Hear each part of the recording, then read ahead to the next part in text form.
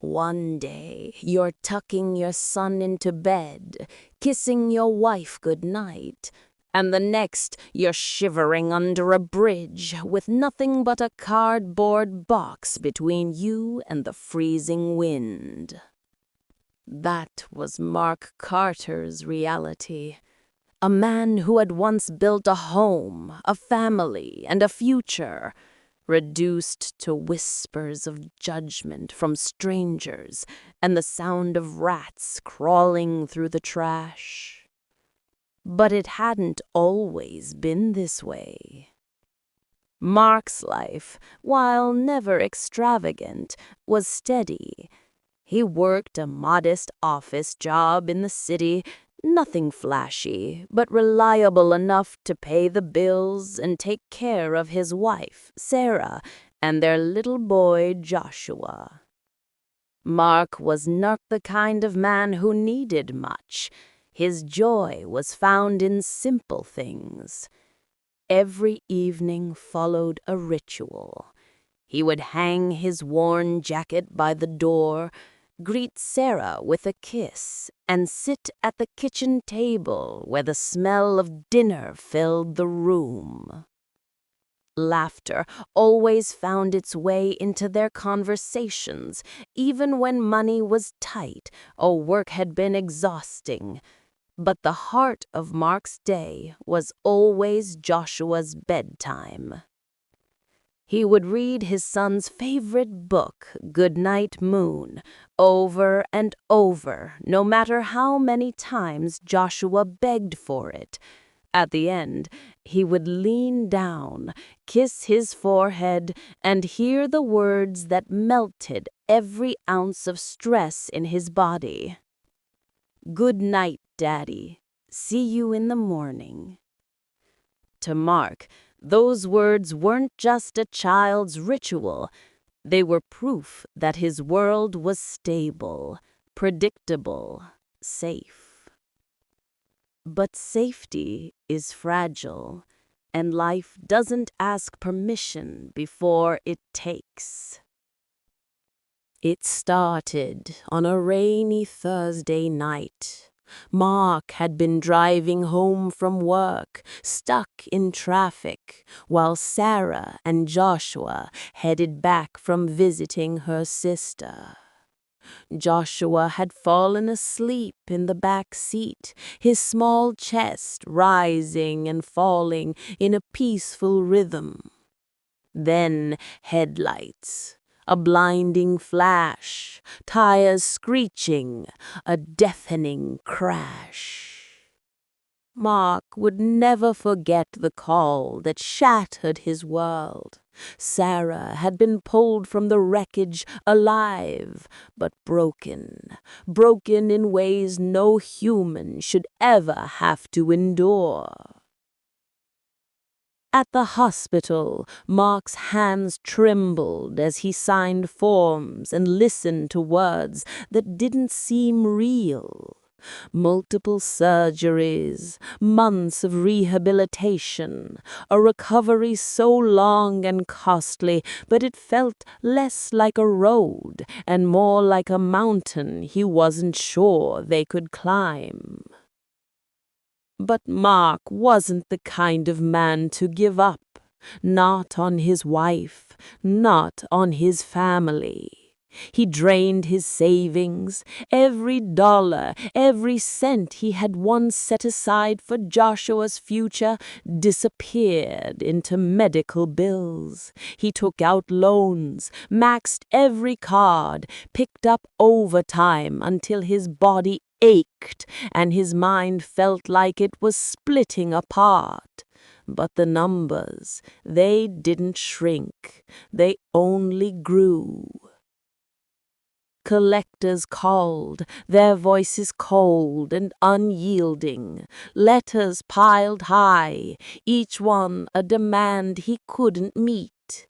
And with every passing week, the home once filled with laughter became a battlefield. Sarah, once vibrant and full of life, grew bitter under the weight of pain and endless hospital visits.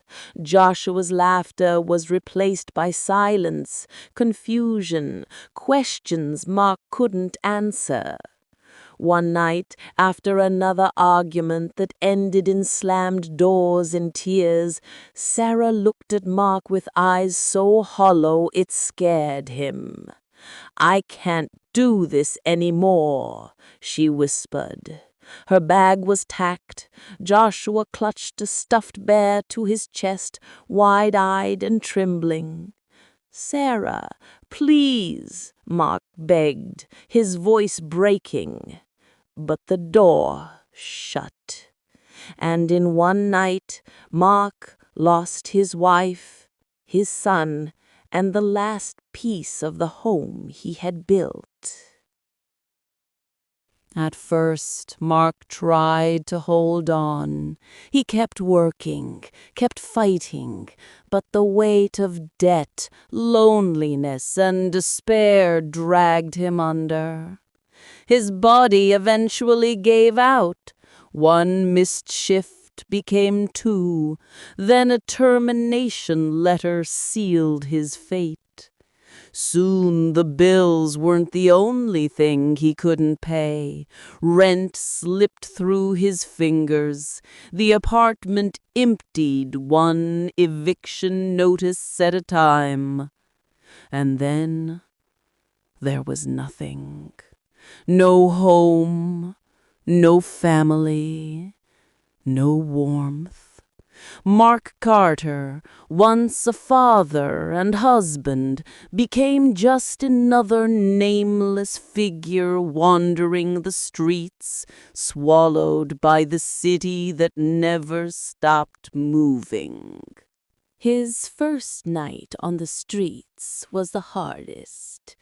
He found a bench in the park and lay down, using his jacket as a pillow. The cold bit into his skin, and for the first time in his life he understood what it meant to be truly invisible. People passed by without a glance, their footsteps fast, their eyes locked on glowing screens. The next morning, hunger gnawed at him. He wandered aimlessly until the smell of bread drew him to a cafe downtown. He stood outside, watching customers laugh over steaming cups of coffee. His stomach growled, but his pride silenced him. For hours he lingered, watching, waiting, hoping someone might see him. But they didn't. They never did. When he finally asked, quietly, humbly, for spare change, people recoiled. Some ignored him completely. Others shook their heads, muttering under their breath. Each rejection was a blade to his heart. And over time, Mark began to believe it, that he wasn't worth saving. At night, he whispered bedtime stories to himself, the same ones he used to read to Joshua, just to remember what hope used to sound like. His lullaby was the sound of distant traffic, his blanket yesterday's newspaper. One evening, shivering beneath a bridge, he stared up at the dark sky and whispered to no one. "Would anyone even notice if I didn't wake up tomorrow?" For the first time, he wasn't sure of the answer. The morning after that whispered plea, Mark dragged himself to the same cafe he always lingered outside. He had grown used to the ritual, stand by the glass windows, watch the lives of others unfold, and pretend for a moment that he still belonged somewhere. But that morning was different. A man in a sharp suit and polished shoes approached the door. Normally, men like that barely noticed him.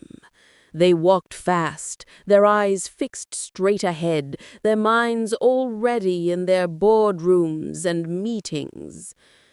Mark braced himself, preparing for the sting of being ignored. But this man stopped. He didn't look away. He didn't tighten his grip on his wallet or pull out his phone to avoid eye contact. Instead, he studied Mark with quiet curiosity. "Are you hungry?" the man asked. The words hit harder than any insult ever had. Mark blinked, unsure if he had imagined it. "What?" The man gestured toward the cafe. "Come inside with me." Mark's instinct was to refuse. Pride had been the last thread holding his dignity together. But hunger gnawed harder than pride. His body trembled with exhaustion. "All right," he whispered. Inside, the warmth of the cafe wrapped around him like a forgotten memory. The smell of coffee and bacon nearly broke him. He sat cautiously at a corner table while the suited man ordered 2 full breakfasts. Plates arrived, eggs, toast, sausage, and steaming mugs of coffee. Mark stared at the food as if it were a dream. "Go ahead," the man said gently. Mark didn't need to be told twice. He ate with quiet desperation, each bite a reminder of just how long it had been since he'd felt human. When the edge of his hunger dulled, the man leaned forward. "What's your story?" Shame crashed over Mark like a wave. For months he had been invisible, and now someone was asking to see him. He lowered his gaze. "You don't want to hear it? Try me." And so, for the first time in what felt like forever, Mark spoke. He told him about the accident, about Sarah, about the debt that grew like a monster he couldn't defeat, about Joshua, the nights of silence, and the day the door shut on everything he loved. He confessed the eviction, the park benches, the cold nights where he whispered bedtime stories to himself. When he finished, his hands shook. He waited for pity, for judgment, for the man to recoil like everyone else. But instead, the man nodded slowly. "You know, 10 years ago, I wasn't much different." Mark's head snapped up. The man's name was Anthony. He told Mark about his own childhood, about poverty so deep that some nights dinner was a single slice of bread, about a stranger who once gave him a chance when the world had written him off. "That's why I stopped today. When I saw you, I didn't see a homeless man. I saw someone waiting for their chance." Mark's throat tightened. He hadn't heard words like that in months. "Why me?" he whispered. Anthony smiled faintly. "Because once upon a time, someone asked me the same thing, and it saved my life." That breakfast became a conversation. That conversation grew into a friendship. Anthony didn't just hand Mark food and disappear. He showed up again and again, sometimes with a meal, sometimes with nothing but time to sit across the table and listen. For the first time in months, Mark felt seen. They talked about everything: sports, books, dreams, regrets. Anthony didn't treat him like a burden. He treated him like a man. Slowly, Mark began to shed the weight of shame. One morning, after weeks of small breakfasts and long talks, Anthony slid an envelope across the cafe table. Inside was an application. A janitor role at my company. It's not glamorous, but it's steady, and I believe in you. Mark stared at the form, his hands trembling. The thought of re-entering the working world terrified him. What if he failed? What if people laughed? What if he couldn't keep up? But Anthony's eyes held no doubt, only belief. And so, with a shaky breath, he filled it out. The first weeks were brutal. His body, weak from months on the streets, protested every mop stroke, every bag of trash hauled to the dumpster. Co-workers whispered, curious about the man with tired eyes and second-hand shoes. But Mark endured. Every night he returned to his rented room, a tiny cracked-walled shelter he had managed to secure with his first paycheck, and collapsed into bed with a kind of exhaustion that felt almost good. The exhaustion of someone earning his way back. With his second paycheck, he bought groceries, real groceries, bread, milk, eggs, the staples of a life rebuilt. The next, he paid down some of his debt. Slowly, painfully, the mountain began to shrink. And with each small victory, the man who once believed he wasn't worth saving began to reappear. Anthony noticed. One evening, after work, they sat again at their usual cafe table. Anthony studied him with a quiet smile. "You've come a long way." He chuckled softly. "Still got a long way to go." Anthony leaned forward. "We all do. The point is, you're walking the road now, instead of lying down on it." Mark smiled, but deep inside, he knew Anthony was right. The city that had once swallowed him now felt different. He walked its streets not as a ghost, but as a man with purpose.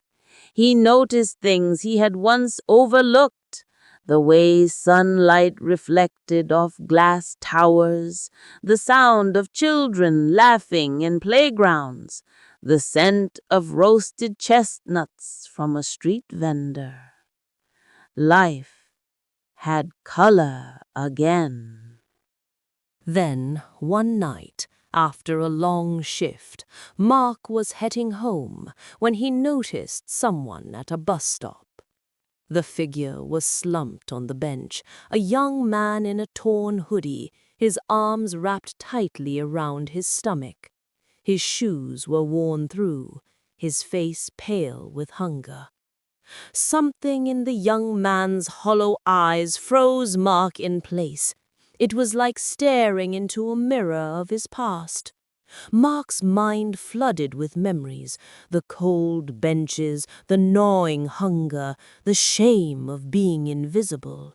He remembered the countless footsteps that had passed him by, the looks of pity that stung worse than rejection.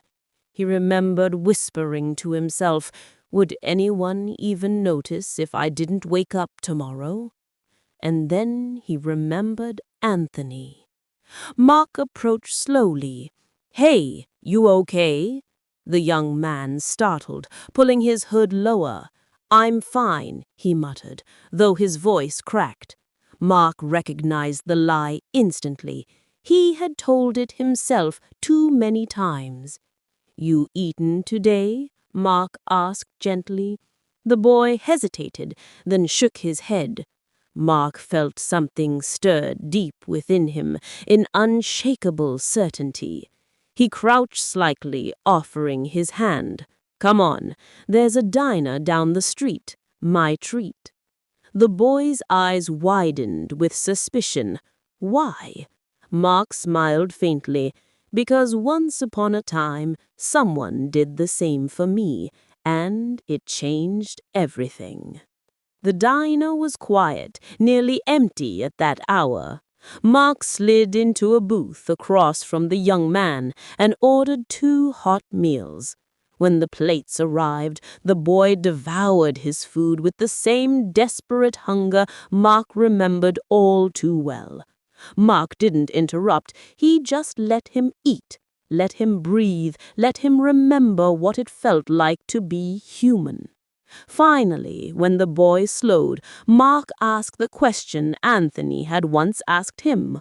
"What's your story?" The young man's shoulders stiffened, his lips trembled. Then slowly he began to speak.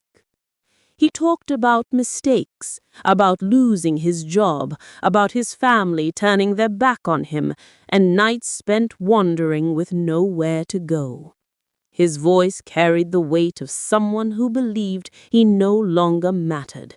Each word trembled with fear, shame, and exhaustion, but Mark listened, not with pity, not with judgment, just with understanding.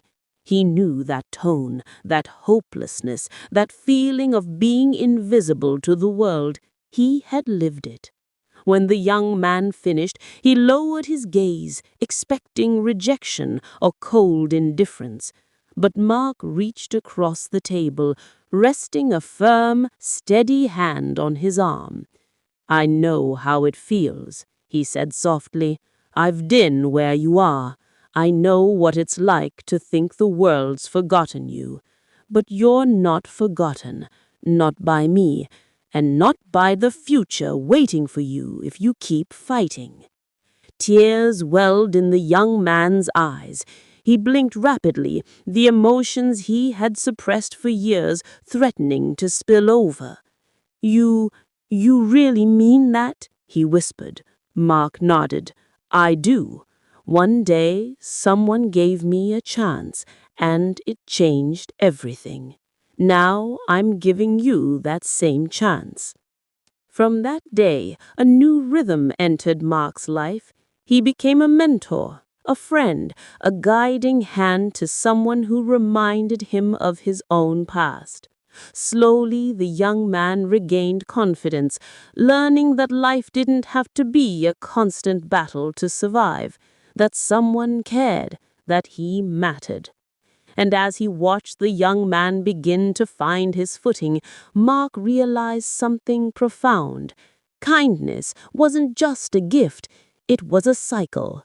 A single act could ripple outward, touching lives in ways one could never fully predict. Mark thought back to Anthony, to the stranger who had stopped and asked if he was hungry. That simple gesture had saved his life, and now he was passing it forward. It wasn't always easy. Some days brought setbacks. The young man had moments of doubt, and Mark faced his own fears of inadequacy. But every small victory, The laughter, the regained confidence, the first smiles made the struggles worthwhile. Mark had learned that life didn't give guarantees. It didn't promise smooth roads or happy endings, but it did offer moments, moments where choice, courage, and kindness intersected, moments where a single action could rewrite a life. Months passed. The young man grew stronger, more confident, and finally secured a job at a local grocery store. He moved into a small apartment, the first place he could truly call his own. And as he stepped into this new chapter of life, he turned to Mark, eyes shining with gratitude. "Thank you," he said simply. "You saved me." Mark smiled, a quiet, contented smile. "No, you saved yourself. I just reminded you that someone believed in you." And as he walked home that evening, Mark realized that his journey from despair under the bridge to stability and purpose had come full circle. He still remembered Joshua's small hands, Sarah's distant yet hopeful gaze, the nights of loneliness, but now those memories were tempered with hope, because Mark had learned that life, no matter how broken, could always be mended piece by piece. He had found redemption not through wealth, not through recognition, but through the simple, transformative power of kindness.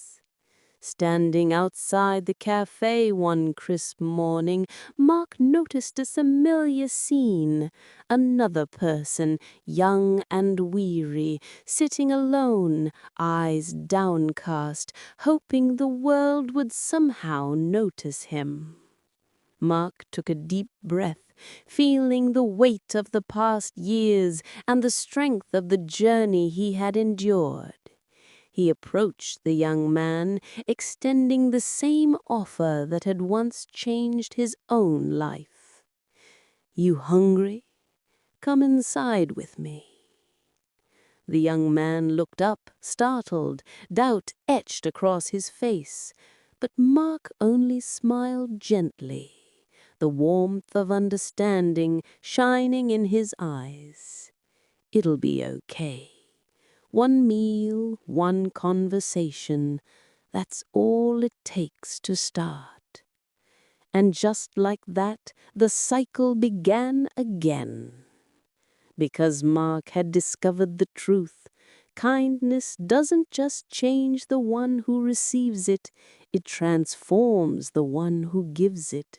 And those ripples, however small they may seem, extend far beyond the moments we see.